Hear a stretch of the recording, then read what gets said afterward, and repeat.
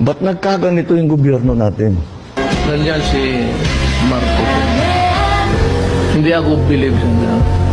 He's really a weak leader. Anong gagawin natin? Anong gagawin natin? Kaya ako sabi, totoo yan, hindi ako naninira ng tao. Talagang weak.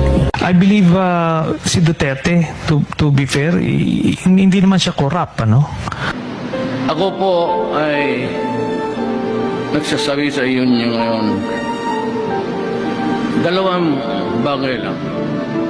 If we do not have peace and order, at if we cannot stop corruption, this government,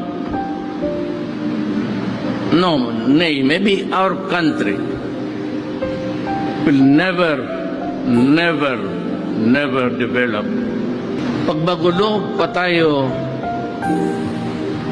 after me, or it worsens after me, that if we cannot stop corruption, kawawa talaga ang Pilipino.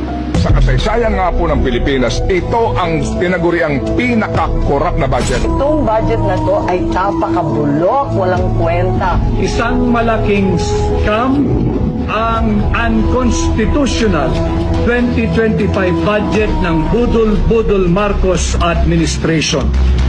Ako ay naniniwala na garapal ang katiwalian sa pamahalaan sa ilalim ni Pangulong Bongbong